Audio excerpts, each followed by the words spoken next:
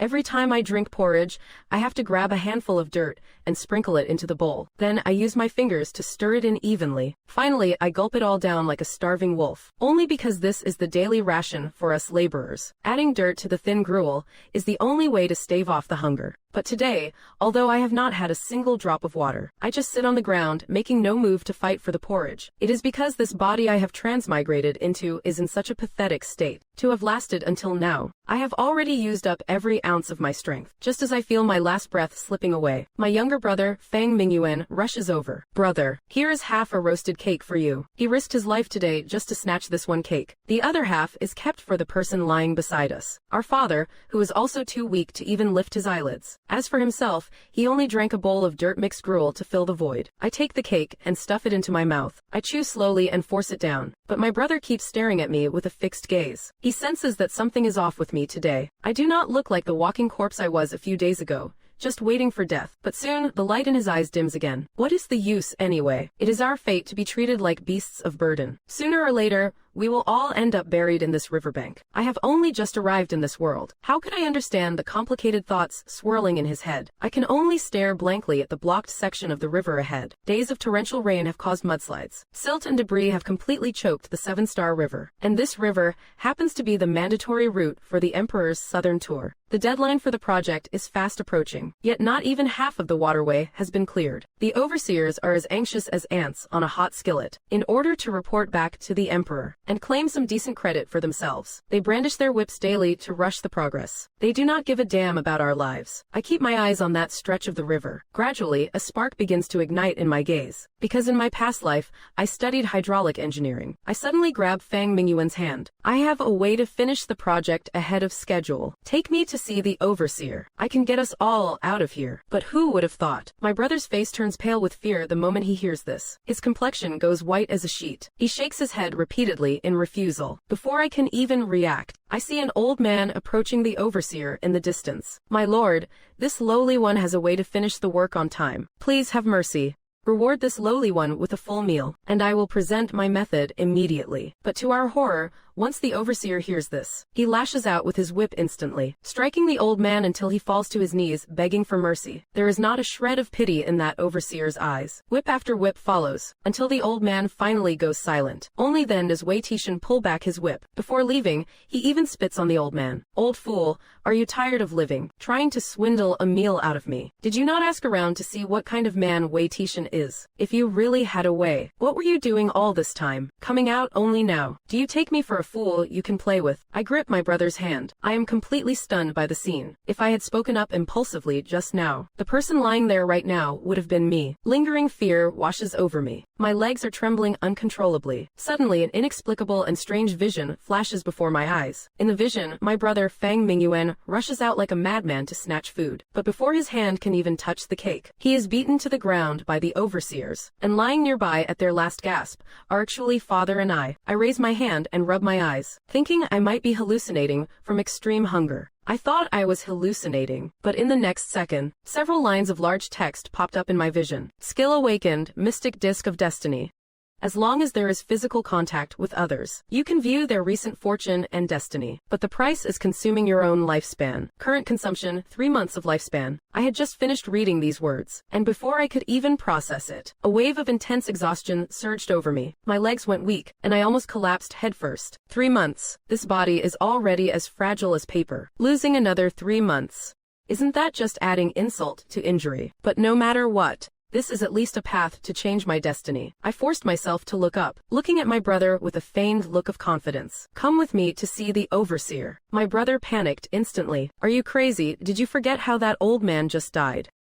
We are dead meat either way. It is better to take a gamble and go for broke. Perhaps we can find a way to survive. My brother stared at me for a long while, but finally, he gritted his teeth and followed me to Wei Tishan. I bowed to him and spoke. Master, this servant has a matter to report. Who knew that before I could finish? The whip had already whistled through the air toward me. Fortunately, my brother was quick-eyed and nimble, abruptly shielding me with his body. Wei Tishan sneered. What is this? You want to follow that old fool's example? Got a solution you want to show off? Do you? Go on, let us hear it. After you are done, I will give you a taste of the whip until you are full. Wei Tishan's gaze swept over my face like he was looking at a dead man. An overseer nearby also joined in with a loud laugh. My back was instantly soaked in cold sweat, but I knew clearly in my heart, the arrow is already on the string. There is no turning back now. If I chicken out now, it will mean certain death. I could only bite the bullet and bow my waist even lower. Master, this servant knows my life is worthless. If I die, then I die. It is no great loss, but my brother is still young, and my father is at his wit's end. I have no other skills. But years ago,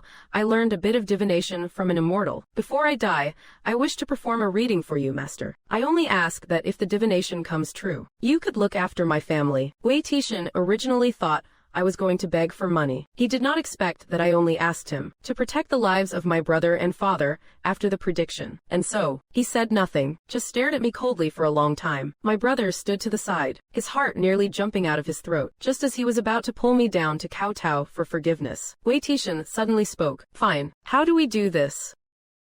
We need to find a quieter place, and I need to touch your wrist, master. Wei Tishan did not think much of it. With a casual wave, he chased away all the resting laborers nearby. Even my brother, Fang Mingyuan, was gestured away to the side. Then Wei Tishan extended his thick, sturdy wrist. My fingers were trembling, but I still bit the bullet and placed them on him. Time ticked by, second by second. I kept my face as steady as if nothing was wrong. In reality, my heart was racing with anxiety. I was terrified that Wei Tishan would lose his patience and suddenly pull his hand back. If that happened, my brother and I would surely meet our end right here on this riverbank. Just as his fingers began to twitch with impatience, the scene before my eyes suddenly shifted. It was as if I had been dragged into another dimension. I saw Wei Tishan humming a tune as he pushed open the door to his home. Inside, his beautiful wife had already prepared a bowl of hot medicinal soup. She spoke softly, urging him to take a few sips to nourish his body. But Wei Tishan had barely finished a few mouthfuls before he suddenly clutched his stomach and collapsed to the floor. His limbs convulsed like a fish out of water. Blood began to seep from his every orifice. At that moment, another man climbed in through the window. Brother Wei, don't you worry. I will take very good care of your wife for you. Wei Tishan's eyes looked as if they were about to burst from their sockets. He stared at them with a deathly intensity. A few moments later, he went stiff and ceased to move. The vision came to an abrupt halt. I hurriedly released his hand. That familiar sense of vertigo immediately washed over me again. It had cost me another 3 months of my lifespan. Wei Tishan pulled his wrist back. Well, what did you find out? I only gave him a pitying glance. I left him with a cryptic warning that sounded like total nonsense to him. Big brother Wei, mark my words, do not touch any hot drinks at home.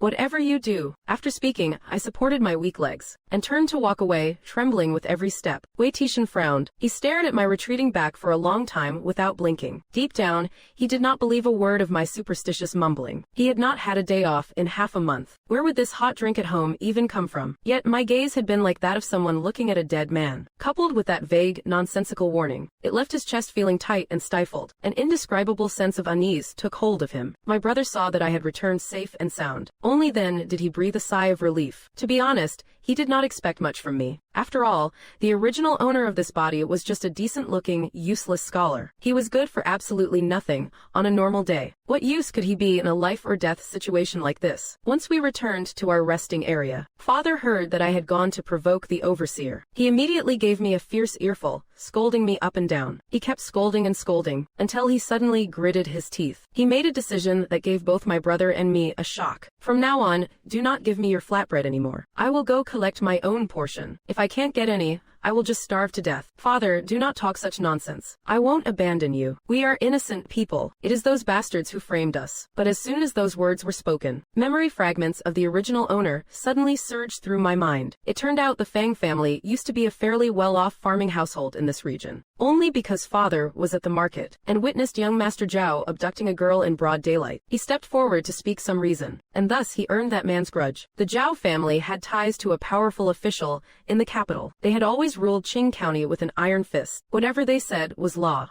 No one dared to defy them. Within less than half a month, the Zhao family had bribed every official in the county office. They fabricated charges, framing the Fang family for conspiring with river pirates. Overnight, our entire estate was seized and stripped clean. And that is how the three of us became penal laborers, dragged to the riverbank to be used like beasts of burden. As these memories replayed in my head, I silently clenched my fists. My knuckles turned white. Sooner or later, the Zhao family will have to pay their debt. But for now, the most urgent thing is to survive the night. We must stay alive. Silly boy, what is the use of saying all this now? One survivor is better than none. It is not yet the time for total despair. We won't starve to death. I will get you out of here. On the other side, Wei Tishan stepped into the shed where the overseers were resting. He saw several overseers huddled together, chatting excitedly. Hey, we were just waiting for you. Brother Wei, the higher-ups are arranging a rotation for time off. His footsteps faltered. In his mind, my words flashed unexpectedly. Master, remember, do not touch any hot drinks at home. The county magistrate is showing mercy for our hard work. He scheduled a day off for everyone. The shed immediately erupted in excitement. These men stared at the river works every day. Their eyes were nearly burnt out from exhaustion. Who would not want to go back to town for a breather? A bit of relaxation, finally. But what stunned Wei Tishan even more was yet to come. Old Wu held the roster, cleared his throat, and began to read. The first one to take leave is Wei Tishan. Whatever old Wu said after that, Wei Tishan did not hear a single word. His ears were buzzing. Only one thought kept spinning in his head. The first one. It is really me. Is this a damn coincidence? Several men laughed lewdly, their talk getting rowdier. Wei Tishan's wife, Lu Yunying, whom he married 6 months ago, was a renowned beauty in this region. She made these rough men green with envy. Who knows how many times they had lusted after her in secret? Wei Tishan forced a smile. He kept his head down and returned to his room. But once he lay down, he tossed and turned. He could not sleep at all. His heart was full of doubt. It is impossible. That kid was weak as a dying dog. How could he know in advance about the magistrate's leave rotation? And yet, he was spot on. This is bloody eerie. Early the next morning, Wei Tishan walked home with a grim face, his feet feeling heavy as lead, the moment he pushed open the door. Sure enough, he saw Lu Yunyang approaching with a steaming bowl of herbal soup. My lord, you have been working so hard lately. I specially brewed some medicinal tonic for you. Drink a few sips quickly to warm your body. Master, remember, do not touch any hot drinks at home. Wei Tishan took the bowl. His heart went cold, then tightened with dread. He pretended nothing was wrong and blew on the steam, while Lu Yunyang's back was turned. He lowered his head and feigned being burned by the heat. With a flick of his wrist, he stealthily tilted the bowl. A few drops of the soup trickled down the rim onto the floor. The local dog in the house caught the scent and pounced. It stuck out its tongue and licked the floor clean. Not long after, the dog began to tremble and collapsed, twitching on the ground. Wei Tishan was shocked and furious. His eyes turned bloodshot, but he forced his rage down. He continued to feign drinking the medicine without showing a hint of emotion. Then he loosened his grip. The bowl shattered on the floor with a loud crash. He let his whole body go limp. He curled up on the floor, pretending to be in agony. He waited until he was completely still. Only then did Lu Yunyang walk out from the inner room with a beaming smile. Immediately after, a man climbed through the window into the house. He reached out to grab Lu Yunyang by the waist. To their shock, Wei Tishan suddenly bolted up from the floor. He lunged and grabbed the man by the throat. He stared at the man's face, twisted with terror. In his mind, my pitying gaze from before suddenly flashed. Meanwhile, I was completely unaware of any of this. On the riverbank, I was already at my breaking point, surviving on just half a biscuit every day. How could this meager scrap be enough for such backbreaking labor? Not far away, Zhang San, the overseer, looked on with a darkened expression. He raised his whip high, ready to lash out at me. Stop right there. Suddenly, Wei Tishan's roar echoed from behind. Zhang San froze instantly. He turned around, looking dazed. Brother Wei, were not you supposed to be off duty and heading back? Wei Tishan brushed him off with a casual excuse. I will tell you about it later. What he did next left everyone completely dumbfounded. He actually bent down, and with the utmost respect, helped me up from the ground. Sir, are you all right?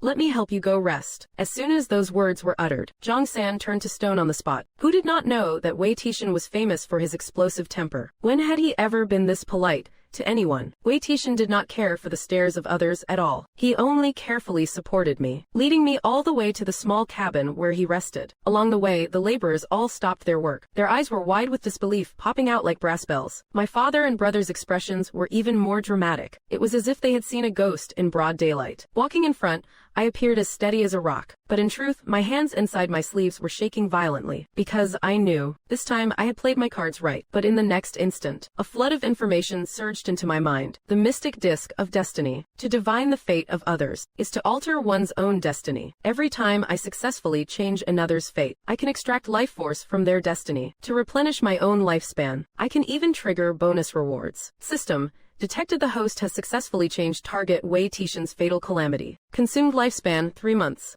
Net gain, 3 months of lifespan. Current remaining lifespan, approximately 11 years and 3 months. So that is how it works. I helped Wei Tishan dodge this disaster. And not only did I get back the 3 months I spent, but I also made a profit on the side. This cheat is not a consumable item at all. It is the capital for a high-stakes gamble. The harder I bet, the more I gain. After entering the room, Wei Tishan immediately bowed to me. I was about to wave him off and offer some polite words, but suddenly, my vision went dark. I nearly toppled right off the stool. Wei Tishan rushed forward to steady me. This blockhead slapped his own forehead, as if he had just remembered something. He finished speaking and dashed out of the room. Before long, he brought back a tray of food. The aroma wafted straight into my nose. I was so hungry that my stomach started to cramp, but I did not dare pick up the chopsticks immediately. Seeing Wei Tishan rubbing his hands together, looking like he had something on his mind, I could only take a deep breath and say, "Master, allow me to have a bite to eat first. After the meal, I will perform a divination for you." Wei Tishan's eyes lit up. He nodded repeatedly. "Please, sir, hurry and eat your fill." So I picked up the chopsticks and ate slowly, because I had been starving for so long. I could not eat too much at once, otherwise I would surely make myself sick from overeating. Who would have thought that this slow, deliberate manner would look like the refined air of a grandmaster in Wei Tishan's eyes? The way he looked at me became increasingly filled with awe, but for some reason, I did not finish all the food. "Master, could I pack the rest for my father and brother?" Of course, of course." Wei Tishan not only found oil paper to help me wrap it up, but he even tucked in 2 extra biscuits for good measure. Once he finished the heavy lifting, he could not wait to stretch his wrist out toward me. I will have to consume more of my life force again. Regardless, I eventually placed my hand on his wrist. After observing for a moment, I saw no immediate threat to Wei Tishan's life, nor were there any great strokes of fortune. However, I discovered a pleasant surprise. This time, it actually did not drain any of my lifespan. It seems the cost depends on the magnitude of the destiny being read. I pondered for a second before speaking. "Master, there are no major obstacles in your near future. Just remember one thing. Drink less alcohol. It is easy to mess things up when you are drunk." I thought that would be enough to send Wei Tishan on his way. To my surprise, the guy was not satisfied. He insisted I look into his fortune for the next few years. He wanted to know if a promotion was in the cards. I knew he would pull a stunt like this. Putting on an act, I sighed deeply. "Master, I shall be honest with you. Revealing the secrets of heaven. Doing it too often invites a terrible backlash. Just yesterday, to find the solution for the blocked waterway, I already wagered half my life. If I cast another divination now, I would likely bleed from every orifice on the spot. It would be my certain death. Why do not you take me to see the supervisor? I will present this method to him. If the project succeeds, you will surely be rewarded for your recommendation." If any other laborer had said this, Wei Tishan would have lashed them with his whip long ago, but my previous divination had truly saved his life. Wei Tishan pondered for a few seconds. "Fine, let us go now." Before long, Wei Tishan brought me before the supervisor. "Master, we have a plan we wish to present to you." Who would have thought? The supervisor's reply nearly scared the life out of Wei Tishan. "If the method works, there will naturally be a heavy reward. But if you are just playing tricks and fail, both of you will die together." I expected Wei Tishan to back down. Unexpectedly, he gritted his teeth. "Master, this servant is willing to guarantee his success." This made Supervisor Ma grow curious. He then turned his gaze toward me. "What is this method?" I immediately explained the technique of river contraction for silt removal. This was the method used to tame the Yellow River in the Ming Dynasty. It guarantees smooth navigation for decades. By narrowing the riverbed to increase the flow velocity, the natural force of the water is used to wash away the silt. Listening to my explanation, the supervisor slowly sat up straight. He began pressing me for every single detail. In my heart, I gave a silent thanks and bowed to my engineering professor from my past life. Thank goodness I did not skip those classes. This time, the win should be in the bag. Then I asked for paper and brush. I quickly drew several blueprints. I informed him that only common materials were needed. Once built, the hydraulic flushing effect would be seen immediately. Supervisor Ma took the drawings and examined them for a long time. He kept drilling me on the specifics over and over. Finally, he waved his hand. "Go back and wait for news." Miraculously, he even granted me a day's rest. Meanwhile, he hurried off to find the county magistrate. In truth, Supervisor Ma had already decided to hog all the credit for himself. After all, who would believe the words of a lowly prisoner? Even if an overseer vouched for him, it would not mean a damn thing. But how could he have known? This seemingly foolproof little scheme of his will be the stupidest thing he has ever done in his life. After stepping out of Manager Ma's office, I quietly massaged my stiff wrist. Luckily, my grandfather had forced me to practice calligraphy for over a decade in my past life. Otherwise, I would have definitely blown my cover today. Turning my head, I saw Wei Tishan looking incredibly worried. I patted his shoulder reassuringly. Since I am technically revealing the secrets of heaven, the heavens will have their own way of settling the score. By nightfall, father had just finished his shift and returned, immediately fussing over me with endless questions. I smiled and waved my hand, telling him not to worry. Then I casually unwrapped the packed food. The aroma of preserved meat instantly wafted through the air. Where did this come from? A reward from the overseer. I have already eaten. You and brother should eat while it is still hot. But who would have thought? My younger brother actually refused the food. Instead, he scanned our surroundings with a look of high alert. Not far away, dozens of pairs of hungry, emerald-glaring eyes were already fixed on us, accompanied by the sound of frantic gulping. Go ahead and eat without fear. The overseer is watching from that hut over there. The crowd followed my gaze. Sure enough,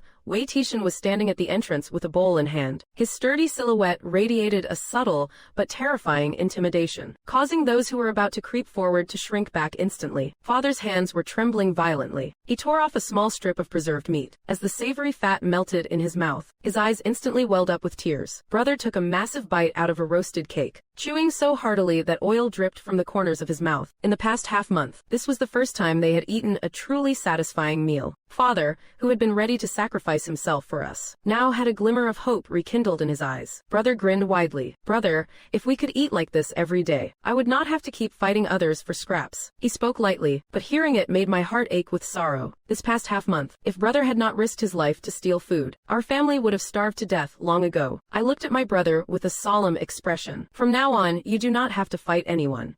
I have got your back. Meanwhile, inside the county office, County Magistrate Feng was nursing a headache while staring at the urgent report on the river's blockage. The Emperor's southern inspection fleet must pass through the Jade Belt River in 20 days, but clearing this waterway would normally take at least a month. He looked up at the female official sitting across from him. Lady Pei, you have come from the palace. Since you have been sent ahead to arrange the logistics for this tour, we must be extra cautious in every detail. Lady Official Pei Yuhing set down her teacup. The top priority is to deploy more manpower. Work must continue day and night. Every convict from the neighboring counties has already been summoned. Any further recruitment would mean drafting commoners. The spring plowing season is upon us. Forcing farmers into labor now could incite a peasant revolt. That would be an even greater crime. She left the rest of her thoughts unspoken. If the waterway remains blocked, obstructing the Emperor's fleet is a capital offense. Drafting the commoners and inciting a revolt is equally a dead end. For Magistrate Feng, it was a damned if you do, damned if you do not situation. Just as he was pulling his hair out in frustration, a servant rushed in to report that Manager Ma had arrived. I am busy. Why is not he keeping an eye on the riverbanks? What is he doing running back here? Since Manager Ma is overseeing the front lines, he might have something urgent to report. There is no harm in listening. Moments later, a travel-worn Manager Ma scrambled into the room. Magistrate Feng was about to scold him for abandoning his post. Just listen to him. He says he has a method to dredge the river channel. Magistrate Feng jumped up in an instant. What method? Speak up quickly. Steward Ma repeated my words verbatim, then pulled out the blueprints and spread them out to demonstrate. Magistrate Feng snatched them away at once. The dam's structure and material list were written clearly on it. With impeccable logic and neat calligraphy, Magistrate Feng immediately shouted toward the door. Quickly, summon Master Craftsman Liu and Engineer Li. In less than the time it takes for a spark to fly, the two veteran craftsmen ran in, drenched in sweat. Magistrate Feng pushed the blueprints toward them. Take a look, you two. Will this method work? Master Craftsman Liu squinted and studied it for a long time, whispered a few words with Engineer Li, and finally spoke up cautiously. Based on these drawings, this method aligns perfectly with hydraulic principles. It might actually work. Magistrate Feng turned his head toward Pei Yuheng. What do you think, Lady Pei?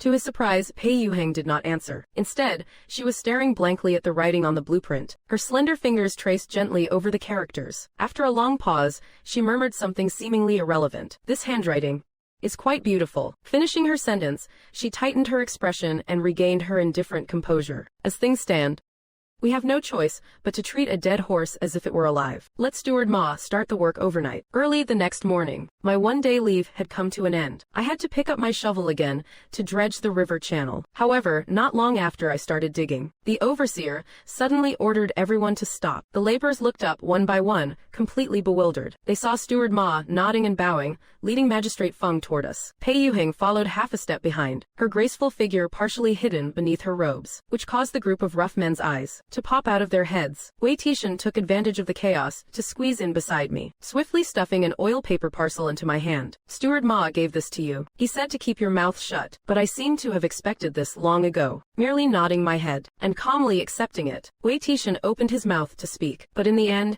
he only let out a sigh. His credit was stolen by someone else, yet he remains so steady. If this actually succeeds, he might even be silenced to keep the secret. At this moment, I just stared coldly at Steward Ma. Little did he know, he had already stepped right into the pit I dug for him. Begin, Ma Yud. You would better not disappoint me. Steward Ma patted his chest, guaranteeing success, then turned around to face the riverbank. The first group, go 300 paces downstream and dig a diversion trench. The second group, prepare the Willowstone gabions and sandbags. Construct 2 dikes, and narrow the river channel for me. Magistrate Feng stared at those humble materials, his brows furrowing into deep knots. Lady Pei, with just these things, can it really work?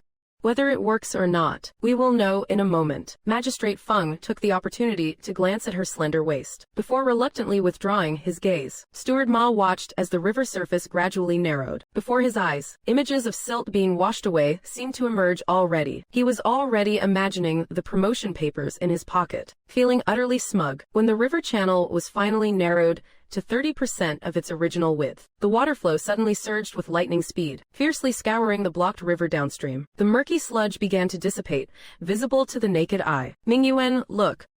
This method is truly divine. My younger brother is also staring in disbelief, but a cold smirk curled at the corner of my mouth. In the next moment, an unexpected turn occurred. After the current rushed through the narrow section, it actually carved out a whirlpool that grew deeper and deeper. The flow on both sides was insufficient. Massive amounts of silt began to deposit along the banks. Seeing this, an old craftsman suddenly cried out in alarm. Something's wrong. The water is only flushing the middle. The silt on both sides is getting even worse. Manager Ma's smile froze on his face. Quickly, keep narrowing the river channel. He tried to accelerate the flow. However, it was completely useless. The siltation on both sides actually became more severe. Now Ma Yud has completely panicked. So this is your solution. I will definitely improve the method once I go back. On those blueprints of yours, the contraction points, dam slopes, and drainage hole distributions were all marked in exquisite detail. Why are you in such a frantic mess now that it is time to execute? It is my first time building it. Mistakes are inevitable. Lies. Confess the truth. Who is the person behind the scenes who gave you this plan? If you dare to conceal it any longer, it will be considered deceiving your superiors. Your punishment will be increased by a grade. It is the laborer. Fang Guanlin. Soon, I was brought before Magistrate Feng. Was this method proposed by you? It was me. However, Magistrate Feng suddenly changed his tone. The method is decent, but it is still a long way from success. I highly doubt whether this method of yours actually works.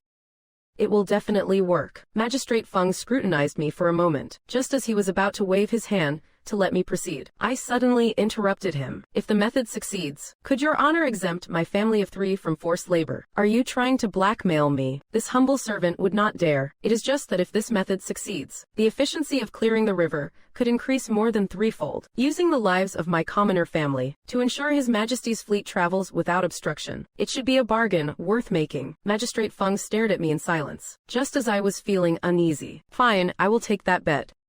If you succeed, not only will your family's labor be exempted, but I will also reward you with 50 taels of silver. If you fail, you, your father, and your brother shall all be executed. As his voice fell, a deathly silence filled the riverbank. I raised my eyes to meet Magistrate Feng's gaze. This commoner accepts the bet. This set of operations looks no different from Manager Ma's. It is nothing more than following my method. But the thing I am building, the real secret lies in the details. Those 2 narrowing walls are not simply placed straight and blunt. Instead, the angles are adjusted bit by bit according to the river's slope, to create an optimal trumpet-shaped mouth. It is like pouring water with a ladle.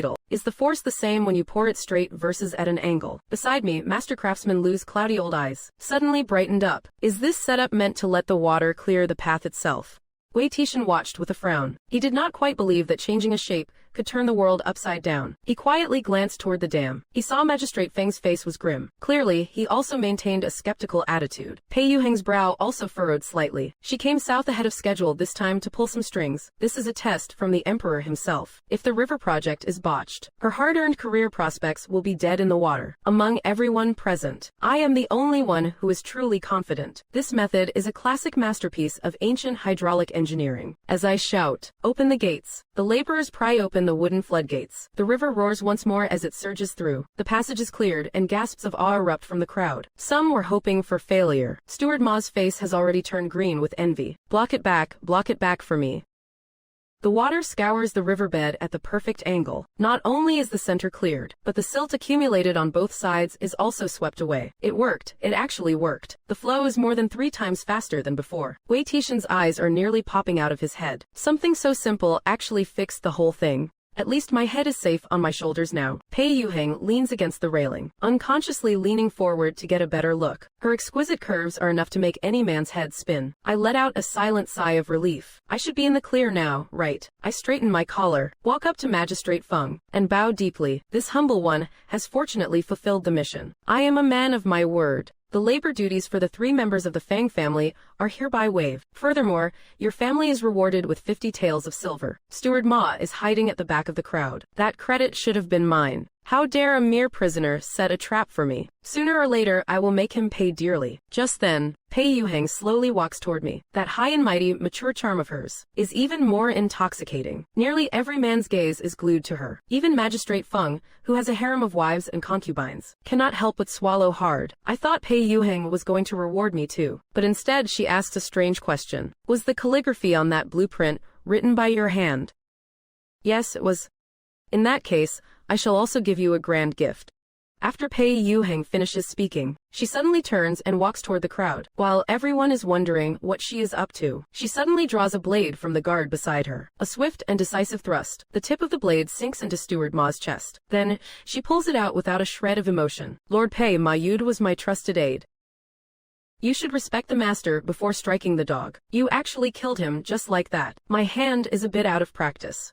I almost did not kill him in one stroke. Then she looks at me and says something profound. Remember this. When you pull up the weeds, you must dig up the roots. This is the grand gift I am giving you. Only after saying that, does she turn her head to Magistrate Feng. Lord Feng, what were you saying just now? I have just dealt with a fool who deceived his superiors and nearly jeopardized the great southern inspection. Magistrate Feng's chest heaves violently with rage. But the moment he remembers this woman is from the palace, he can only choke back his anger, as she is untouchable. I believe Lord Pei handled the matter excellently. Pei Yuheng gives a slight smile and turns to leave. I thought this matter was finally over, but as she passes by me, she whispers, "Go back and eat something good. Nourish your body well.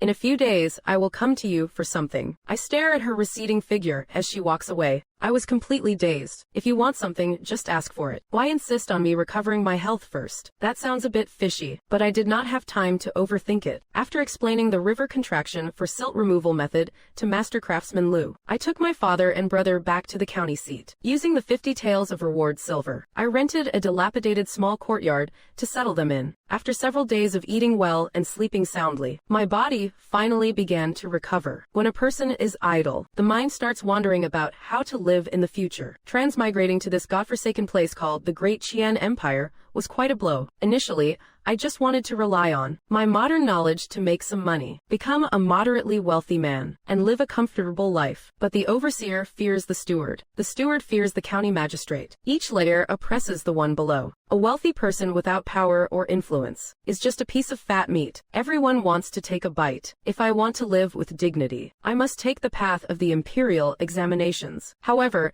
as soon as I mentioned it to my father, he poured a bucket of cold water over my head. Years ago, he offended the local gentry and was falsely accused of colluding with river pirates. According to the laws of the Great Qian Empire, no one for 3 generations can take the exams. Hearing this, I felt completely numb. So this is meant to trap me here forever, as a commoner who can be crushed at any moment. I clenched my fists, unwilling to accept this fate. Since I could free my family from forced labor, I will surely be able to clear this injustice. Besides, I still have my secret weapon, the mystic disc of destiny. Just as I was pondering how to overturn the case, Pei Yuheng arrived. She brought a maid along, who was carrying a rosewood box. I stepped forward and bowed to pay my respects, but for some reason, she was slightly taken aback when she saw me. I did not expect that after cleaning up and healing my wounds, this face of mine would actually be quite presentable.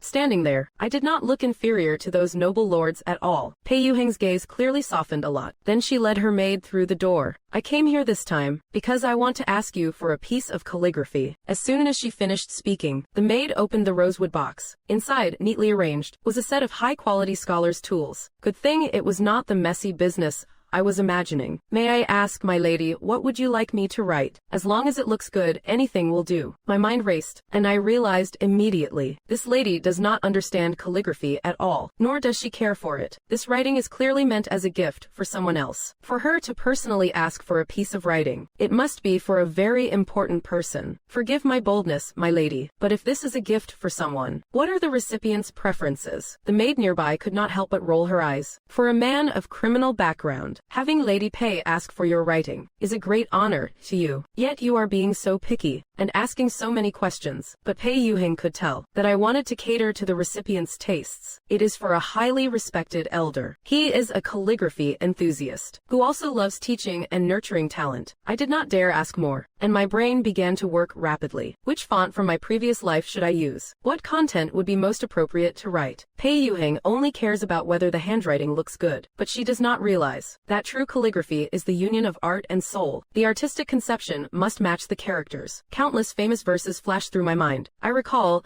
that it is currently the spring plowing season, and this is a gift for an elder who educates others. It must be elegant yet subtle. Suddenly, a perfect poem popped into my head. The maid saw me standing still for a long time without moving the brush. She thought I was just putting on airs and pretending. She was looking down on me with utter contempt. However, the moment I lowered my brush for the first stroke, her eyes nearly popped out of her head. The strokes were slender and firm. The flourishes were as sharp as blades. A poem, written in a style she had never seen before, leapt onto the paper. The good rain knows its season, bringing life when spring arrives. It steals into the night with the wind, moistening all things softly and without a sound. The maid did not understand the poetic meaning, but she found it incredibly beautiful this time. It possessed an indescribable uprightness and nobility. Pei Yuheng's gaze fell upon the paper. Her eyes lit up slightly. She immediately signaled her maid. Carefully roll up the scroll and place it in the wooden box. I shall give you this set of brushes and ink as a token of my gratitude. Not long after the two women left, my father poked his head out from the adjacent room. What did Lady Pei come here for? And why did she bring brushes and ink?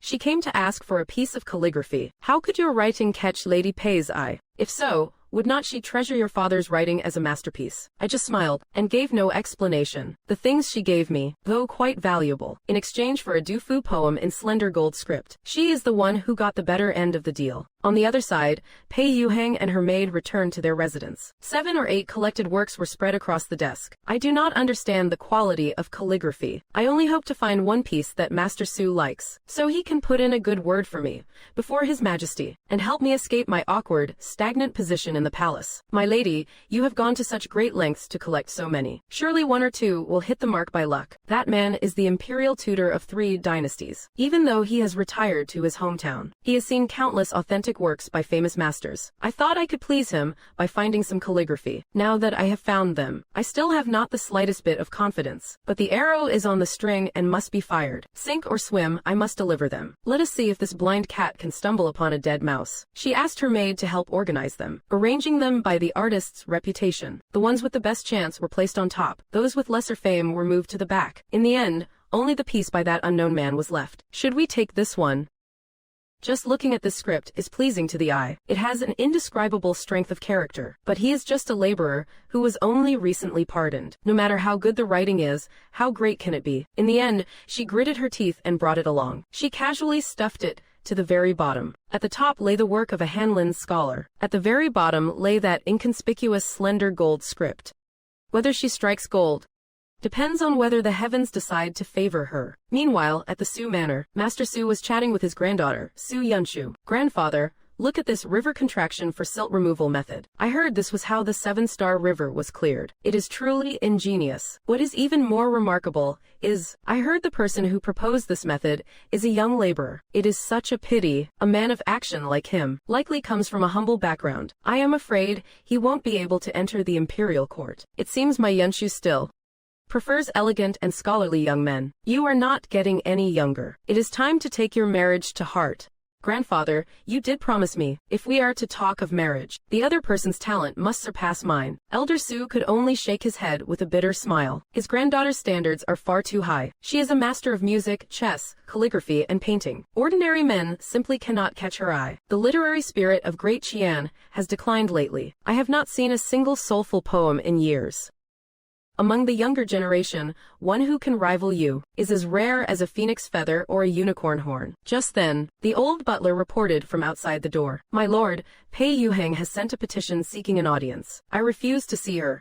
Since I retired to my hometown, many have tried to use my name as the emperor's teacher to social climb. It is quite annoying. Lord Pei is here on official imperial business. After all, it is better to see her, hear what she has to say before dismissing her. For his granddaughter's sake, Elder Su finally agreed. Moments later, Pei Yuheng entered the study holding a sandalwood box. Unexpectedly, just after the formal greetings, Elder Su got straight to the point. Lord Pei, what brings you to my manor today?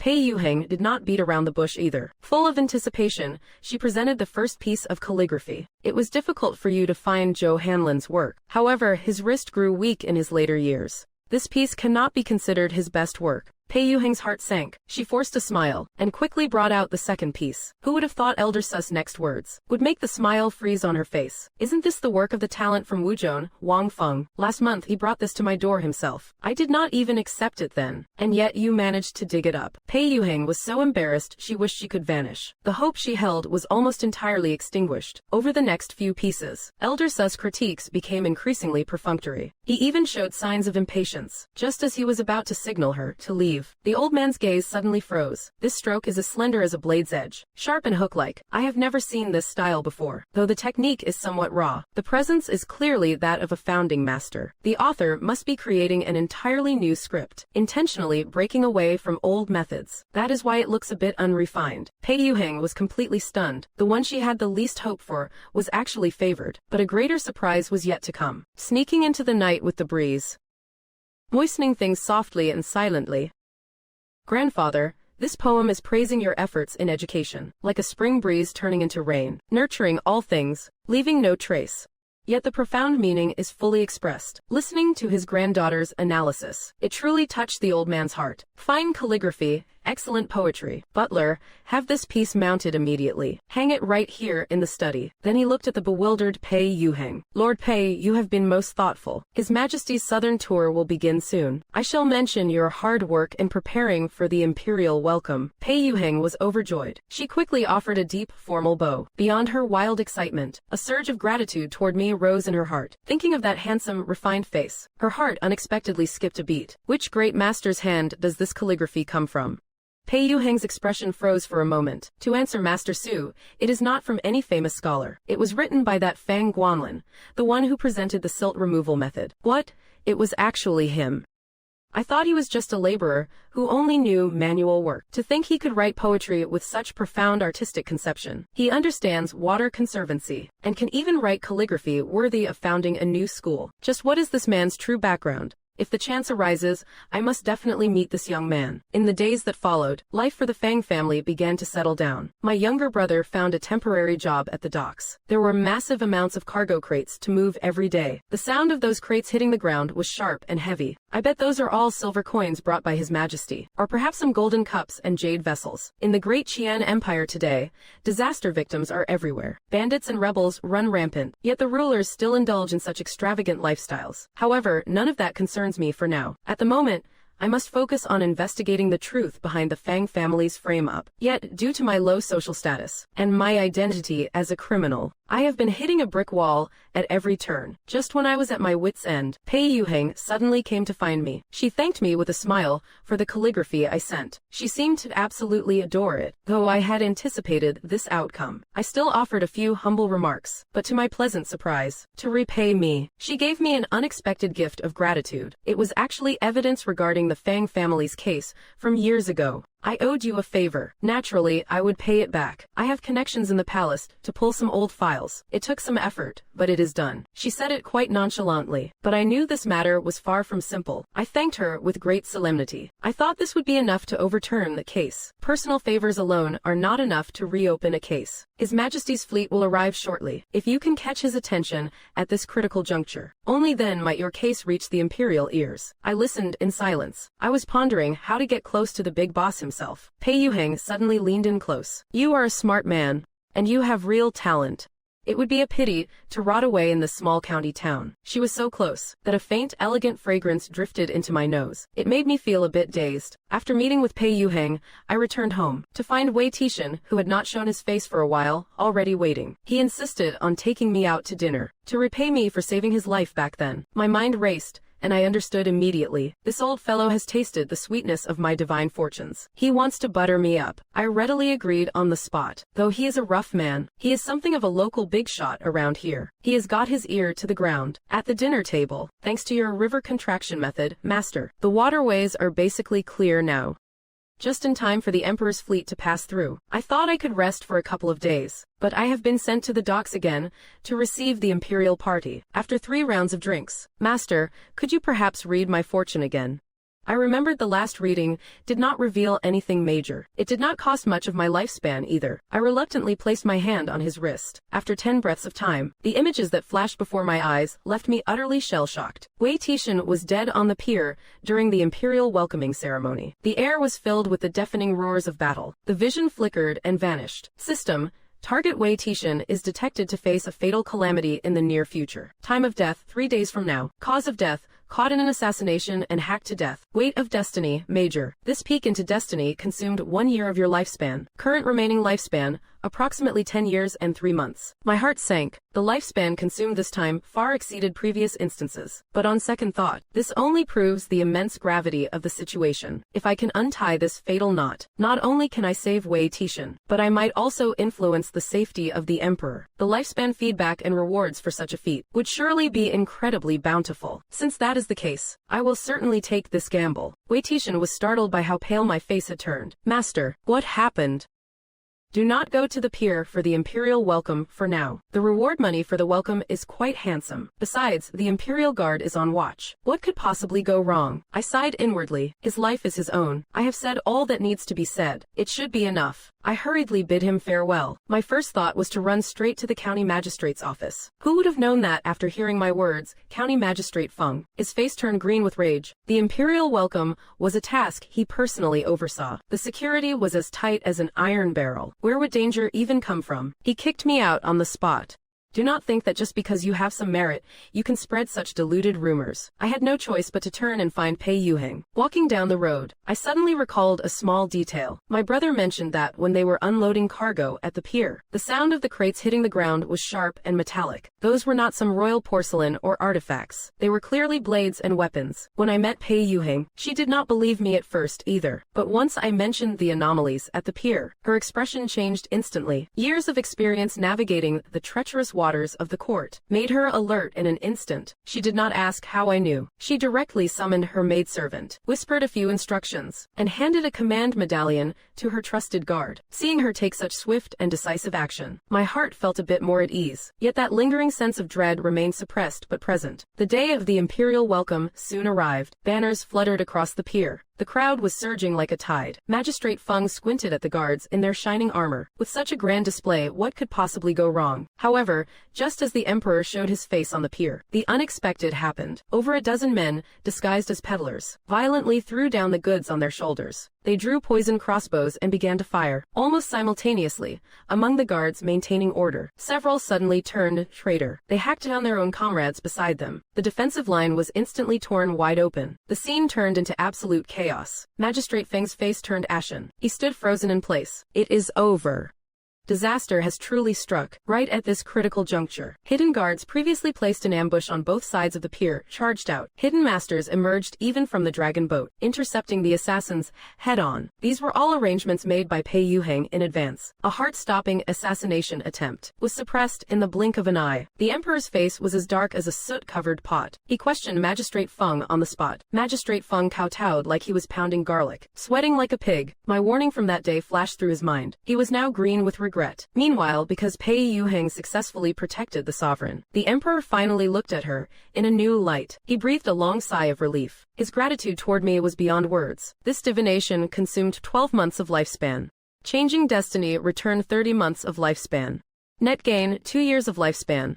Indeed, the bigger the storm, the more precious the catch. But an even bigger surprise was yet to come. Learning I was skilled in water conservancy and had saved his life, the emperor summoned me personally. As the personal eunuch announced me in a shrill voice, I nodded and stepped into the hall of supreme harmony. The gazes of the entire court pierced toward me. After I knelt and performed the rites, the emperor scrutinized me for a long time. So you are that Fang Guanlin who knows water conservancy and can also predict assassinations. To answer your majesty, it was merely a stroke of luck. As soon as I finished speaking, Censor Zhao immediately jumped out from the ranks, spreading delusions to deceive the masses. Using sorcery to disrupt the righteous path is a grave crime. What is sorcery? And what is the righteous path? I cited the Great Yu's water control from the classic of history. The censor was left speechless by my rebuttal. If the Yellow River overflows, how should it be managed? Plant trees upstream to secure the soil, dredge the riverbeds in the midstream, and build remote levees downstream. In floods, divert the water into branches. The clamoring officials were stunned into silence, unable to utter a single word. The emperor struck the table and stood up, his eyes full of admiration. Just as he was about to grant a reward, Censor Zhao jumped out again, forcing me to demonstrate my divination skills on the spot. Claiming otherwise it would be deceiving the emperor. I knew in my heart this was an opportunity. Your Majesty, this humble servant requests to touch one person. The emperor waved his hand toward a nearby attendant, granting me permission to perform the art. I reached out and grasped the attendant's wrist. The mystic disc of destiny activated instantly, consuming 3 months of lifespan. Shocking images flashed before my eyes. Inside the imperial kitchen, a eunuch was pouring white powder into a soup. The bowl was engraved with the character for longevity. It was the tableware for the emperor's youngest son. I let go of his hand, steadying my posture, and stepped back to my original place. Have you divined anything? Tonight, the imperial kitchen must be thoroughly inspected. The emperor immediately dispatched men for a full investigation. An hour later, the commander of the imperial guard rushed into the hall. Reporting to your majesty, we have captured a eunuch attempting to plant poison. The target was the 9th prince's dinner. The mastermind behind the scenes points directly to the Zhao family's relatives. Censor Zhao's face turned deathly pale in an instant. He collapsed onto the floor. You saved my prince.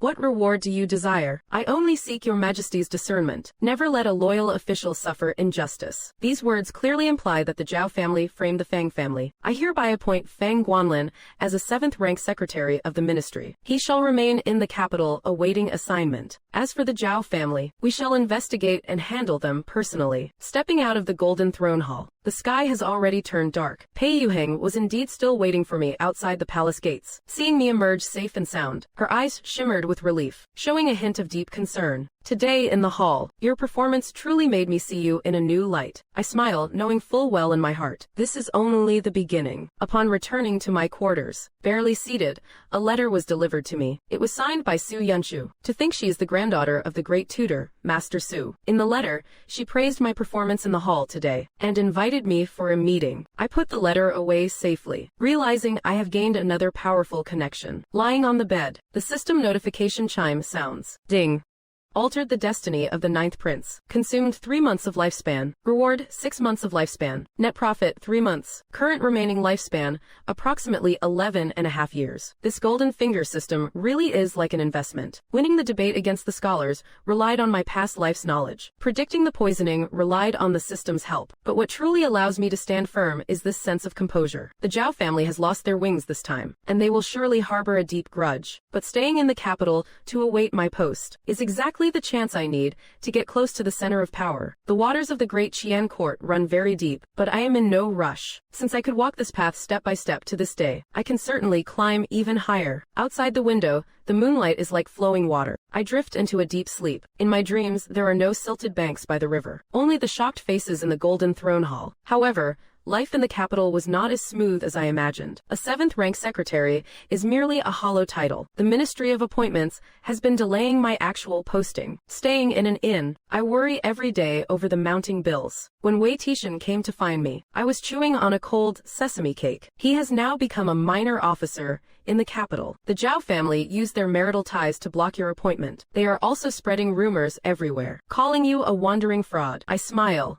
This was all within my expectations. Wei Tishan slams the table. We can't just keep enduring this. I ask him to take me for a walk by the docks to clear my head. At the docks, porters are sweating profusely while they pull cargo crates. I casually touch the wrist of an old porter. Ding! Mystic Disc of Destiny activated. Consumed 1 year of lifespan. A shocking vision flashes before my eyes. 3 days later, outside the city gates, the Zhao family's thugs will be lying in ambush. They are waiting for me to pass by so they can beat me to death. In the vision, I even see the Zhao family's butler directing them. I let go of his hand, steadying myself. I now have a plan in mind. Returning to the inn, I immediately go to find Pei Yuheng. After listening to my account, her gaze sharpens. How is it that you always seem to know the future? I have simply read a few more books than most. Her eyes are filled with deep meaning, but she asks no further. I trust you. I will immediately arrange for guards to follow you in the shadows. 3 days later, I walked out of the city alone. As expected, a pack of thugs charged out from the woods. Leading them was none other than the Zhao family's steward. Strike. I took a step back. The hidden guards lunged out in an instant. The thugs were caught off guard. They were countered and captured on the spot. The Zhao steward struggled desperately, only to be pinned to the ground. Under Pei Yuheng's arrangements, the interrogation took place overnight. The steward could not withstand the torture. He confessed everything. For years, the Zhao family conspired with transport officials to embezzle river conservancy funds. They framed the Fang family for colluding with water pirates. Precisely because my father stumbled upon their silver transport, I clenched my fists tight. The injustice of many years finally saw a turning point. The steward signed and sealed his confession. He was thrown into the dungeon. The Zhao family received the news. They were flying into a humiliated rage. Yet, there was nothing they could do. They could only watch helplessly as their witness fell into the net. After returning to the city, Pei Yuheng asked to meet me privately at a tea house. She stared at me for a long time. You harbor too many secrets. But I trust you. I lifted the teacup. A surge of warmth rose in my heart. Back at the inn, a food box was sitting on the table. Inside were exquisite pastries, and a small note, nurturing things silently like a gentle rain. A true gentleman should be thus. It was signed by Su Yunshu. I smiled and tasted a piece. Her craftsmanship is indeed impressive. The system notification chimed. Ding. Consumed 1 year of lifespan. Feedback from predicting the ambush, plus 3 years of lifespan. A net profit of 2 years. Current remaining lifespan, approximately 13.5 years. First proactive strategic layout success. Reward passive skill. Crisis perception. Automatic warning triggered at critical moments. I lay on the bed. My heart felt much more at ease. The Zhao family suffered in silence this time, but they certainly won't let it slide. With the steward as a witness in hand, reversing the case is just a matter of time. However, the Ministry of Personnel is still blocking my appointment. Who exactly is backing the Zhao family? The moonlight outside the window was hazy. I closed my eyes. Pei Yuheng's trust and Lady Su's kindness are all connections I can use in the future. And that passive skill, crisis perception, is my ultimate life-saving trump card. The Zhao family wants to crush me. Then I will show them who the real winner is. I drafted the petition overnight. Early next morning, I gave it to Pei Yuheng to submit to the censorate. The Zhao family got wind of it. As expected, like a cornered beast, they lashed out. They used their noble connections in the capital to apply pressure. They even sent men to threaten Pei Yuheng to stay out of it. With a cold face, she slammed the letter onto the table. I am a female official of the palace. I know full well what justice is. She turned and pulled another stack of letters from her sleeve. It was a handwritten letter from the Zhao in-laws to the Qing magistrate. The letter clearly stated to deal with the Fang family quickly, to eliminate any future trouble. I took the documents from her. Gratitude welled up in my heart. With this letter in hand, I am 70% certain we can overturn the case. However, the censors at the Court of Inspectors are protégés of the Zhao family. They have been suppressing the petition, refusing to file the case. It seemed like it would be dragged out indefinitely again. Suddenly, Elder Su stepped forward. This grand preceptor of 3 dynasties petitioned the emperor directly. If such a wrongful conviction is not overturned, where is the prestige and credibility of the imperial court? The emperor was furious. He issued an edict for a thorough investigation. No further delays were permitted. The day the trial finally opened in the public hall, I arrived early at the scene. The Zhao family hired the most silver-tongued lawyer in the capital. The evidence in this case is insufficient. You cannot overturn a verdict based solely on the word of a Zhao family steward. I stood up, calm and composed. I walked to the front of the court. How did the river pirates describe the Fang family's vessel in their testimony back then? There was one boat, approximately 30 feet long. The Fang family has been farmers for generations. Where would they get such a boat? The lawyer was stunned. He stammered, unable to find his words. I turned to face the presiding judge. The true owner of that boat is the Zhao family trading house. The Zhao family was smuggling grain. My father happened to witness it. That is why they committed murder, to silence him. Having said that, I presented the correspondence provided by Pei Yuheng, along with the testimony obtained from the Zhao family's accountant. The accountant admitted it with his own lips. The Zhao family indeed used that boat to transport contraband back then. The lawyer's face turned ashen. He slumped helplessly into his chair. The Zhao clan elders looked at each other in dismay. They had nothing left to say. The presiding judge delivered the verdict on the spot. The Fang family's name is cleared of all wrongful charges. The Zhao family is guilty of framing innocent civilians and embezzling river funds. They cannot escape their crimes. The emperor subsequently issued an edict restoring the Fang family's reputation. Descendants within 3 generations are permitted to take the civil exams and serve as officials. Walking out of the court hall, my father was already waiting outside. He took my hand, tears streaming down his aged face. He was choked with emotion, unable to speak. My younger brother, Fang Mingyuan, was jumping for joy. Does this mean we can become officials in the future? Yes, you will. Everything will be ours. I looked up into the distance. Pei Yuheng was standing far off at the street corner. A faint smile played on her lips. She looked at me and gave a gentle nod. On the other side, Su Yunshu had arrived as well. She stood beneath a tree. The 2 women's eyes met. They nodded to each other in mutual respect. Yet neither stepped forward to disturb us. Warmth surged through my heart. I took my father and brother back home. That night, we prepared incense and candles to worship our ancestors. Father knelt before the ancestral tablets. Ancestors, thank you for your protection. The Fang family is finally vindicated. I kowtowed and offered incense. This is only the beginning. From now on, I will make the Fang family prosper even more. The system notification chime rang out. Ding, family destiny altered. Reward, 2 years of lifespan. Current remaining lifespan, approximately 15.5 years. New feature unlocked, destiny line retracing. Can view one past key event of a target person once per month. I lay in bed, pondering how best to utilize this new ability. Though the Zhao family has fallen, they still have powerful backers behind them. The Ministry of Personnel is still blocking my official appointment. Sooner or later, this debt must be settled in full. Moonlight streams in through the window. I close my eyes, a smirk playing on my lips. From a prisoner on the riverbanks to having my name cleared today, it has not been an easy journey, but there is a much longer road ahead. 3 days after my exoneration, an imperial edict suddenly arrives at the inn. Fang Guanlin is hereby appointed as the Secretary of Water Transport, a substantial rank 6 official post, in charge of transport for the entire 7-star river. My father wipes away tears of excitement, and my brother jumps for joy. This is great. My brother is an official now. I receive the imperial edict, but in my heart, I know the truth. This is a hot potato. Countless eyes are fixed on the lucrative water transport department. The Zhao family fell, but their foundation remains unshaken. Standing behind them is Sun Xiaoyong, Vice Minister of Revenue. Sun Xiaoyong is a protege of Grand Secretary Yan Songyan. They have secretly controlled water transport for over a decade. On my first day in office, I open the ledgers, my brow furrowing deeply. The annual grain loss is as high as 30%. This number is absolutely ridiculous. Wei Tishan leans in close. Master, the water runs very deep here. Let us go. Take me to the docks to have a look. At the docks, the boatmen and porters see me coming, and they all avoid me. I stop an old boatman and offer him a bowl of wine. Only after drinking does he dare to speak, revealing bits and pieces of the shady business in water transport. While he is drunk, I reach out and grab his wrist. Mystic Disc of Destiny activated.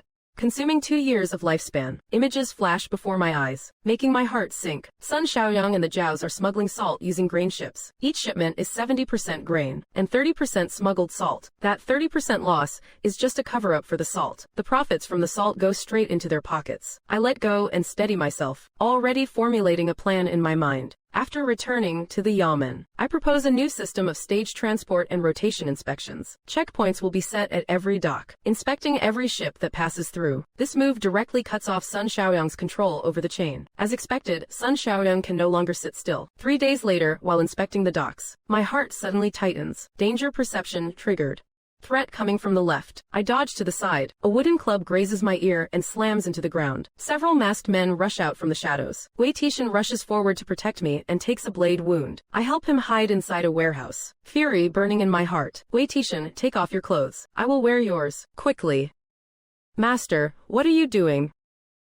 I am beating them at their own game. Wear my clothes and leave through the back door. Wei Tishan grits his teeth and exits through the back, dressed in his clothes. I intentionally show my face. As expected, those masked men give chase. I lead them on a wild goose chase through the alleys. Under cover of night, I sneak over Sun Xiaoyang's estate wall. Fate line tracing activated. Viewing Sun Xiaoyang's past. The images begin to appear. There was a secret compartment in his study containing a ledger. I slipped in through the window, found the compartment, and took out the ledger. Inside, everything was laid out in black and white. It recorded every quantity of smuggled salt and the profit shares, including every single transaction with the Zhao family. With the evidence in hand, I quietly retreated, vanishing into the night. Returning to my quarters, Pei Yuheng was already waiting at the door. Her face was pale with worry. She only breathed a sigh of relief when she saw me return. Rarely did she show such feminine vulnerability. You are always taking such risks. I smiled and took her hand. With you here, I can't afford to die. Her cheeks flushed slightly, but she did not pull her hand away. Wei Tishan, having bandaged his wounds, walked over. Those bastards really thought they got me.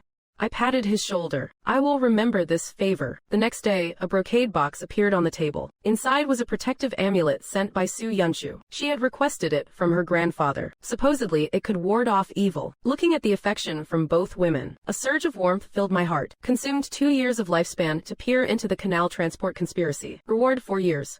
Net gain, 2 years of lifespan. Current balance, approximately 17.5 years. Danger perception upgraded. Can now predict the source and direction of danger 3 breaths in advance. I flipped open the salt smuggling ledger. A cold smirk curling on my lips. Yan Songyan, let us see how you escape this time. But I cannot rush my move just yet. Grand Secretary Yan Songyan's influence is too vast. A single ledger is not enough to bring down Sun Xiaoyang. I must wait for the perfect opportunity. Outside the window, dawn was breaking. I closed the ledger, shutting my eyes to rest.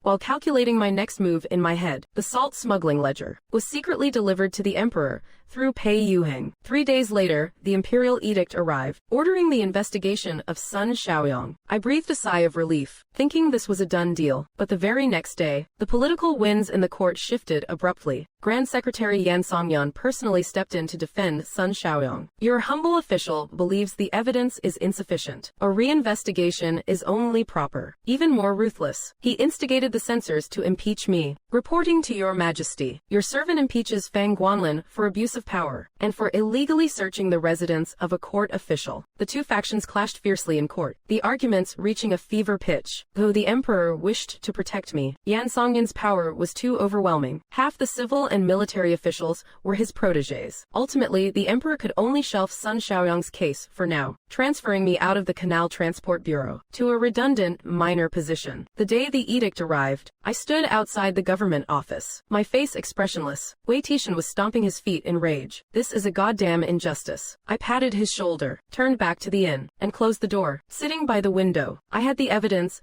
and I had the truth. Yet I could not topple Sun Xiaoyang, because Yan Songyan held all the cards. In the face of absolute power, evidence and truth both pale into insignificance. I must obtain greater power. to completely bring these people down. Only then can I provide a safe haven for my father and brother. The next day, I paid a visit to the Su Manor, under the guise of seeking advice on water conservancy. My true intention was to meet with Master Su. Su Yunshu opened the door. When she saw it was me, her eyes lit up instantly. Grandfather happens to be in the study. Master Su saw me arrive, and was quite delighted. He pulled me into a discussion about ancient water conservancy texts. I took the opportunity to ask about the current political situation at court. Master Su stroked his beard, and remained silent for a long time. Do you know why Yan Songyan has been able to dominate the court for 20 years? I shook my head. Because he has thoroughly mastered the imperial mind. And what the imperial mind cares for most is nothing more than the safety and stability of the realm. A wave of clarity washed over me. Master Su gave me just enough of a hint. Saying no more, he stood up and went to the backyard to enjoy the flowers. Su Yunshu brought in the tea. Seeing me lost in thought, she asked, "What are you thinking about?" I looked up at her, and an idea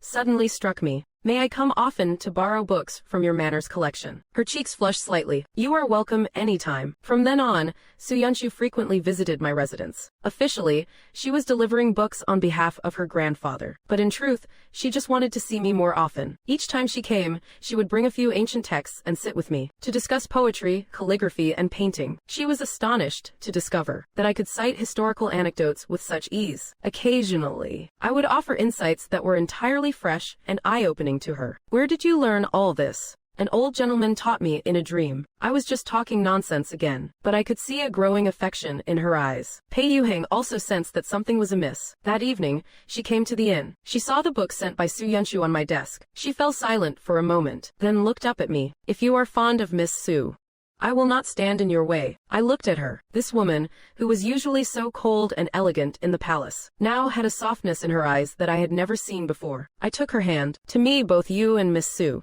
are the most important people in my life. I do not wish to fail either of you. She was stunned and stared at me for a long time, finally letting out a sigh. I should have known long ago that a man like you could never belong to me alone. Having said that, she turned and left. Her silhouette looked somewhat lonely. I wanted to chase after her, but I did not know what to say. That night, I took up my pen and wrote a memorial to the emperor. Using modern water conservancy engineering from my past life, I proposed a strategy to manage the Yellow River flooding, river contraction for silt removal, reinforcing dams and planting trees, and diverting floods to reduce flow. Every point was written with absolute clarity. At the morning court session the next day, I presented my memorial. After the emperor finished reading, he was absolutely delighted. He slammed his hand on the table and stood up. What a brilliant plan of river contraction for silt removal. What a masterstroke of flood diversion. Fang Guanlin, you are truly a genius in governing the state. Someone announced the imperial edict. Fang Guanlin is hereby appointed to lead the Yellow River Conservancy Project. He is granted full authority over manpower, funds, and provisions. Yan Songyan's face turns ashen, yet he finds himself unable to utter a single rebuttal. Taming the Yellow River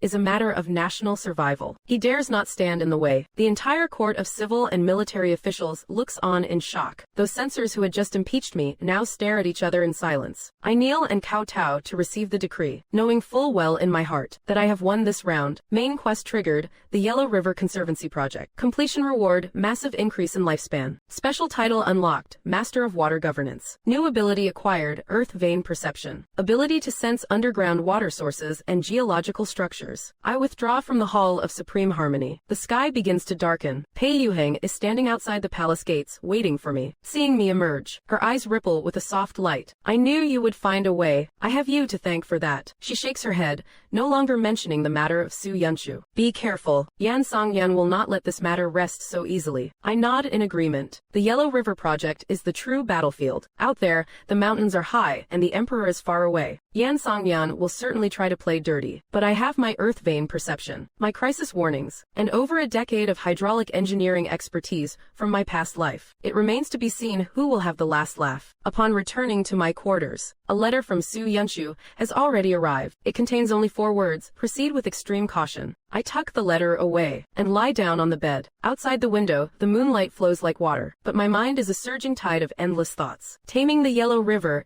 is a tough nut to crack, but if I succeed, the merit will be monumental. By then, even Yan Songyan won't be able to block my promotion, and it will be time to settle the score with Sun Xiaoyong. 3 days after the imperial edict was issued, I set out with my brother Fang Mingyuan and Wei Tishan. We head west toward the banks of the Yellow River. This journey is for the preliminary survey of the project. I carry the heavy burden of the Emperor's trust, while feeling Yan Songyan's cold, calculating eyes upon my back. When we reach the banks of the Yellow River, it is just at dusk. The turbid waters surge and gallop toward the east. Standing on the embankment, I activate earth vein perception. The structure of the soil beneath my feet reflects clearly in my mind. I quickly locate the most suitable spot for the dam. It is where the riverbed is narrowest and the foundation most solid. The next day, I gather the local craftsmen to begin work, but the local officials start making things difficult. Supplies are delayed indefinitely. Stone and timber are all locked away in warehouses. The craftsmen are also being reassigned one by one, under the pretext of being needed elsewhere for emergencies. Wei Tishan curses in a rage, realizing someone is deliberately sabotaging us. I sneer, knowing exactly what is happening. This definitely has Yan Songyan's fingerprints all over it. I have no choice but to personally write letters to neighboring prefectures to borrow materials. Fang Mingyuan stays by my side, running back and forth every day to help. His skin has been tanned dark by the sun. In the tent at night, he sighs, "Brother, this is even more exhausting than working on the riverbanks." I pat his head gently. "We just need to endure this for a bit longer." 3 days later, the materials are finally gathered. The craftsmen gradually return to resume work. As the dam rises day by day, I begin to breathe a sigh of relief. Suddenly, my crisis perception triggers violently. I snap to high alert, scanning my surroundings for danger. But I found nothing out of the ordinary. I could only warn Fang Mingyuan and Wei Tishan to stay alert through the night. I slept heavily that night, exhausted from days of toil. I finally reached my breaking point. Suddenly, a thunderous roar jolted me awake. Someone outside the tent cried out in terror. The flood is here." I rushed out of the tent, only to see monstrous murky waves surging toward us. River water poured madly through the gaps in the unfinished dam. The camp was submerged in an instant. Tents, timber, and people were swept away in total chaos. I grabbed onto a wooden stake. Mingyuan. Wei Tishan. Nearby, Wei Tishan was clinging to some timber. "Master, get out of here, fast." I searched everywhere, but there was no sign of Fang Mingyuan. Suddenly, I saw him caught in a massive wave, being swept downstream. Mingyuan. But the floodwater swallowed him whole. I swam downstream with every ounce of my strength. Time and again, the waves knocked me under, and time and again, I pulled myself back up. I do not know how much time had passed. I finally grabbed onto some reeds by the shore. My whole body was shaking as I crawled onto the bank. My lips had turned purple, but there was no time to rest. I ran frantically along the riverbank, searching, running and screaming the whole way. "Mingyuan, Mingyuan." The only response was the deafening roar of the water. After running more than 30 li, the sky began to brighten. Finally, among the rocks on the river shoal, I saw a familiar figure. It was Fang Mingyuan. He was soaked to the bone. His face was deathly pale. He just lay there, motionless. I threw myself over and pulled him into my arms. My hands trembled as I checked him. He was still breathing, but it was incredibly faint. His body was ice cold. His lips were blue. There were wounds all over him. Holding him, I lashed out at the system for the first time. "Tell me, is he going to die?" The system was silent for a moment. Target acquired, Fang Mingyuan. Current state, critical. Life hanging by a thread. Host must make physical contact to glimpse his destiny. Trembling, I took my brother's hand. Visions flashed before my eyes. He is rescued by an old doctor, but due to the severity of his injuries, he passes away 3 days later. My eyes turn blood red. I will change his destiny. Tell me how to change it. Ding. Altering Fang Mingyuan's destiny will cost 5 years of your lifespan, and you must reach divine physician Qin Henian within 12 shichen. Qin Henian was the greatest healer of the age. He traveled far and wide. His whereabouts were always a mystery. Deduct it. I picked up Mingyuan and frantically activated my ley line perception. The system guided my path. I ran like a madman, crossing 3 mountain peaks, wading through 2 rivers. At dawn the next day, I saw a wisp of cooking smoke in a mountain valley, in front of a thatched hut. A white-haired elder was drying herbs. I rushed toward him, still holding Mingyuan. I collapsed to my knees before him. "I beg you, please save my brother." The old man looked back at me. His gaze fell upon Fang Mingyuan's face. "You are indeed a man of destiny." I pleaded with him on my knees, kowtowing until my forehead struck the ground. The old man let out a long sigh. "Bring him inside the house." acupuncture and medicine were administered. For 2 full watches, color finally returned to Fang Mingyuan's face. Wiping away his sweat, the old man said, "Your brother is a lucky soul." Any later by half a watch, and even the gods could not have saved him. I knelt and bowed again, tears of relief streaming down my face. Ding, consumed 5 years of lifespan to alter fate and save your brother. Feedback, gain 10 years of lifespan. Net profit, 5 years. Current remaining lifespan, approximately 22.5 years. Unlocked new feature, life sharing. You may consume your own lifespan to extend the lives of others. Limit once per month. As I carried Fang Mingyuan out of the thatched hut, the sunlight was perfect. Wei Tishan approached us, limping with his cane. "I thought both of you brothers were goners." "It is all right now, we are fine." Returning to the camp, it was a scene of utter devastation. The laborers were busy clearing away the silt. I stood at the breach of the dam, observing closely. I discovered traces of intentional sabotage at the gap. Wooden stakes had been sawed through. The ropes had been cleanly cut. This was no natural disaster. This was a man-made catastrophe. Which son of a bitch did this? Who else could it be? Yan Songyan.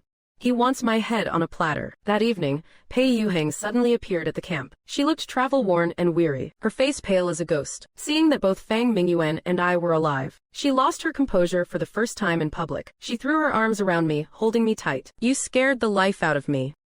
"It is okay, I am here." Looking up, I saw Su Yunshu standing not far away. She walked over silently, took the medicine pot intended for Fang Mingyuan, and began brewing the herbs. Not a single word was spoken. The 2 women divided the tasks with unspoken understanding. While one tended to Fang Mingyuan, Pei Yuheng helped me bandage the wounds on my hands. Su Yunshu held the bowl to feed the medicine to Mingyuan. Watching their busy silhouettes, a wave of profound gratitude washed over me. In this life, I must never let these 2 down. 3 days later, the emperor was furious to learn the truth about the breach. He issued an edict to investigate Yan Songyan's bribery of thugs to sabotage the dam. Though Yan Songyan managed to wash his hands clean of it, the emperor's trust in him had been shaken. I stood on the banks of the Yellow River, gazing at the repaired embankment. Sooner or later, I will settle this score with Yan Songyan, and he will pay for it with interest. 6 months passed. The great dam of the Yellow River was finally completed. As the last cart of stones filled the closing gap, earth-shattering cheers erupted from the people on both banks. I stood atop the dam, watching the river waters finally tamed. In these 6 months of working day and night, after so many brushes with death, I have finally secured today's peace. The locals spontaneously erected a shrine in my honor. Amidst the drifting incense smoke, I heard them hail me as Justice Fang. The news reached the capital. The emperor was greatly pleased. He personally traveled south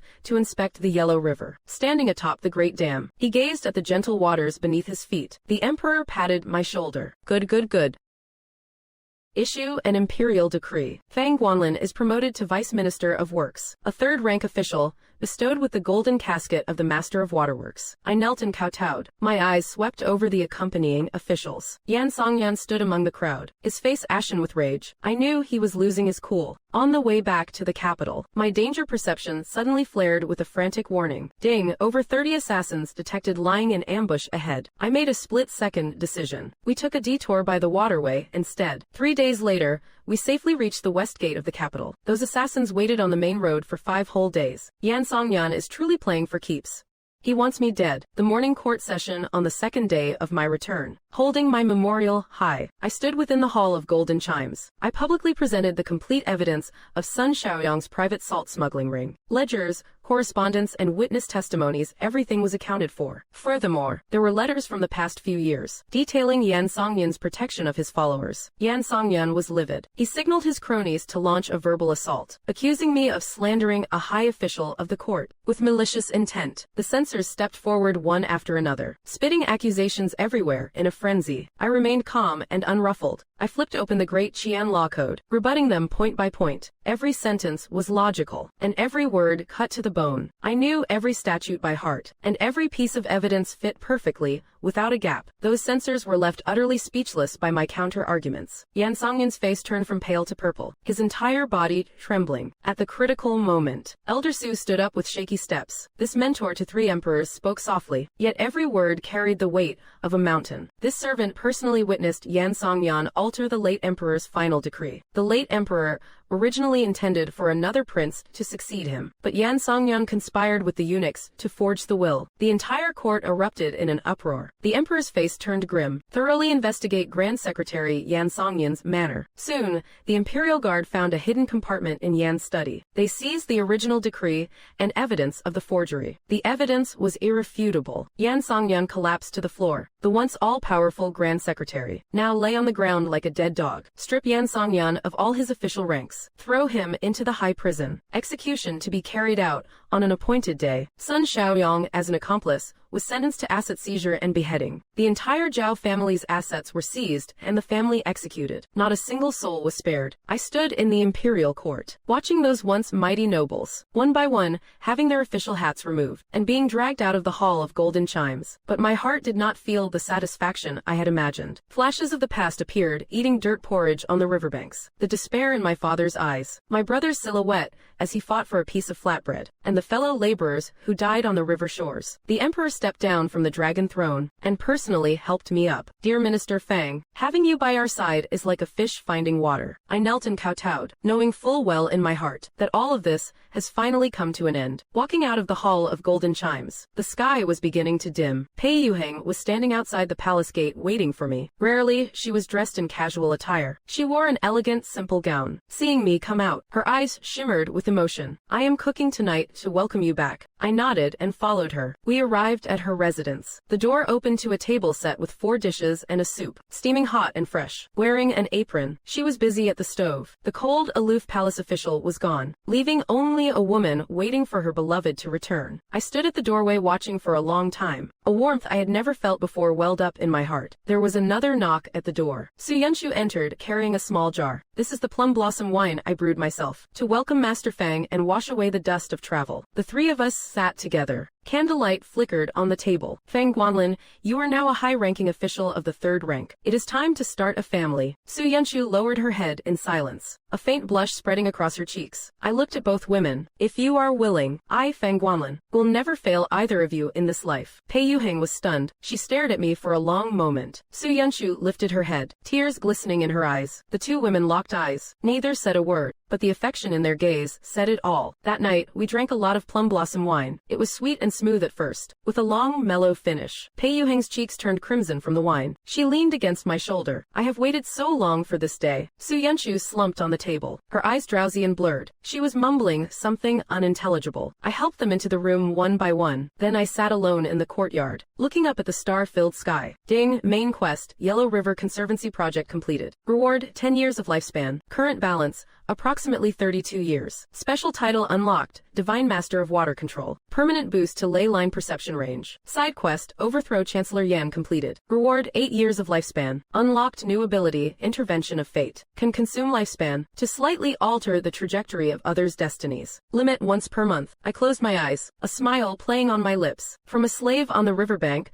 to a high official today. From being at the mercy of others to taking down a powerful chancellor. Every step of this journey has been arduous, but I have finally made it here. Thinking of my father and brother living in peace now, and the devotion of Pei Yuheng and Su Yunshu, a sense of fulfillment like never before filled my heart. The horizon began to pale with the first light of dawn. I stood up to stretch my limbs. A new day has begun. After Yan Songyan's fall, I took over as the Minister of Revenue. At 26, I became the youngest minister in the Great Qian Empire. The entire court was shocked, yet no one dared to utter a single word of dissent. The achievements in taming the Yellow River were undeniable. No one could erase them. My first act in office was to implement new policies, reforming the water transport system, closing loopholes in the salt smuggling trade, building new irrigation works across the land, and lightening the tax burden on the common people. In just half a year, the treasury was overflowing and the granaries were full. The common people sang his praises, calling him Fang the Just, a living Buddha. Wei Tishan has now become my right-hand man. He rushes about every day, supervising various affairs. My brother, Fang Mingyuan, has also grown much taller. He is studying at the Imperial Academy. His teacher says he is a promising talent. Father moved into the grand mansion. He spends his time happily with his grandchildren. The smiles on his face are more frequent than in the past decades. But within the imperial court, dark undercurrents are surging. Censors have begun to impeach me for forming a private clique, claiming that the Ministry of Revenue is filled with my people. Although the emperor has not taken action, he has gradually become distant. Audience calls are becoming fewer, and my petitions stay on his desk longer and longer. I keenly sense a looming crisis. A new Taoist priest has appeared by the emperor's side. He claims he can divine the nation's destiny, and that he understands the secrets of yin and yang. Daily, he joins the emperor in alchemy and discussions of the way. That priest is actually a remnant of Yan Songyan's faction. He has been lurking for a long time, just to sow discord and drive us apart. I sneer, having already devised a plan. At the morning court session the next day, I took the initiative to submit a petition. This humble servant requests a provincial posting to inspect the realm, to see the results of the new policies, and to observe the hardships of the people. The emperor hesitates, his gaze flickering with uncertainty. Fang Guanlin is playing a game of retreating to advance. He calls it an inspection, but in truth he is plotting treason. I immediately knelt on the ground. I am willing to challenge the priest in a duel of divination. If I lose, I will resign and go into seclusion. But if I win, I beg your majesty to listen to one word from me. The emperor grew interested. He nodded and granted the request. The priest feigned a profound air, counting on his fingers and chanting incantations. I walked up to the emperor and requested to touch the dragon's person. The emperor reached out his hand. I placed my fingertips on his wrist. Ding! Mystic Disc of Destiny activated, consuming 3 months of lifespan. Images flashed before my eyes. In the Imperial Garden. 3 days later, while the emperor admires the flowers, an assassin will rush out from behind the rockery, and the assassin's face is unexpectedly the young acolyte beside that priest. I let go of his hand, my expression calm. I turned to look at the priest. In 3 days, there will be an assassin in the Imperial Garden. The assassin is the acolyte by your side. Vicious lies.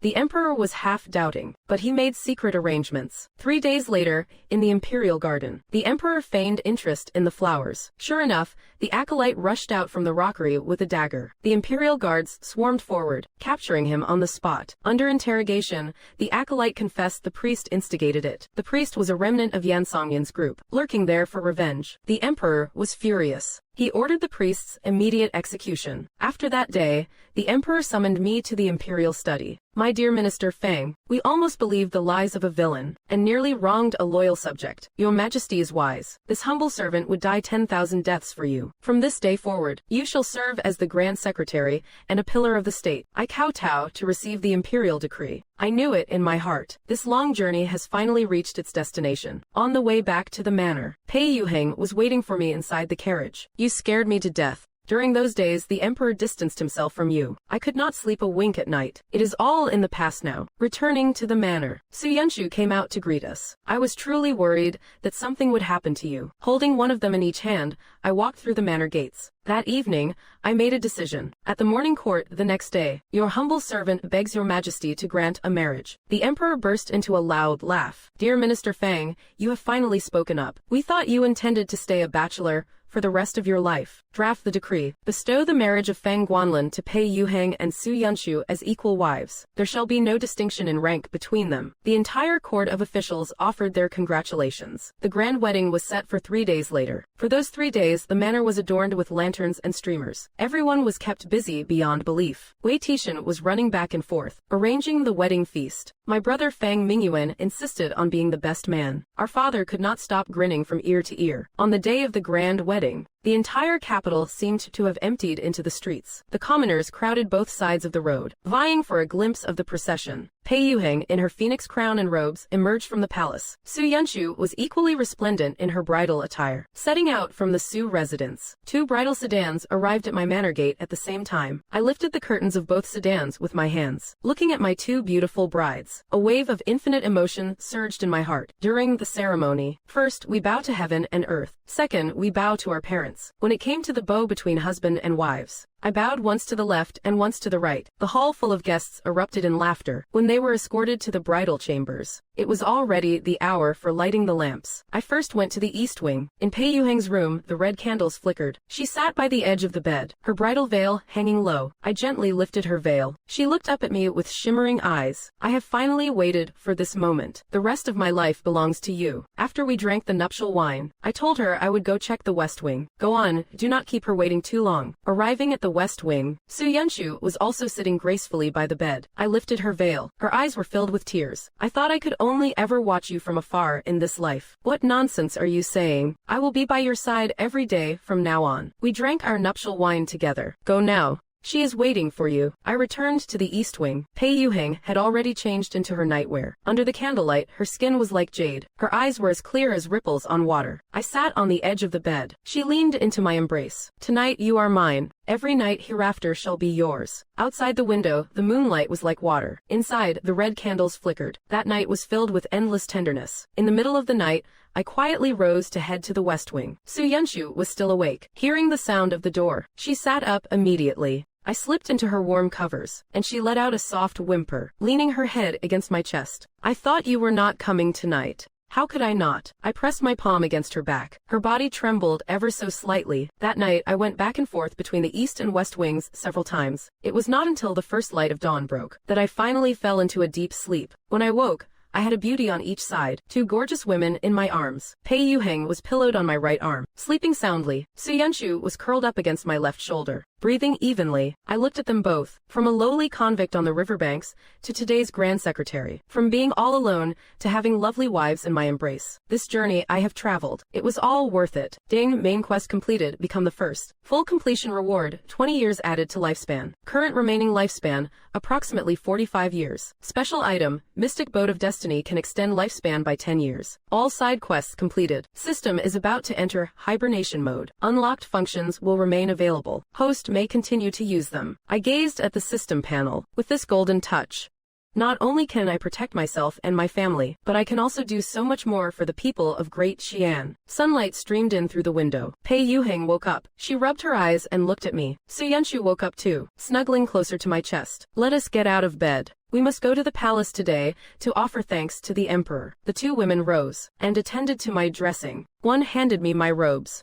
I looked from one to the other. Life is truly good like this, when offering thanks at the palace. Dear Minister Fang, keep up the good work. Our great Qian Empire relies on you now. This humble servant shall serve unto death, Your Majesty. The sun was perfect as I left the palace. The breeze was gentle and cool. Pei Yuheng and Su Yunshu were waiting for me outside the palace gates. Seeing me come out, they came forward, linking arms with me on both sides. The citizens of the capital all turned to stare. That is Grand Secretary Fang. So young, yet he has reached the pinnacle of power. And he married two such beautiful wives. He truly has won at life. I smiled and led the two women into the carriage. The carriage rolled slowly toward the Grand Secretary's manor. Su Yunshu leaned on my shoulder. I am hungry. I have not eaten anything all morning. When we get home, I will cook for you both. I held their hands, my heart overflowing with warmth. The days of eating dirt porridge on the riverbanks. The days of life and death struggles in the imperial court. They are all in the past. Now, I am the Grand Secretary of Great Xi'an, with beautiful wives by my side, power in my hands, and my special system to aid me. The rest of my life is long. We shall walk it slowly. Outside, the people lined the streets cheering. I lifted the carriage curtain and waved to them. The two women leaned beside me, their smiles as bright as flowers.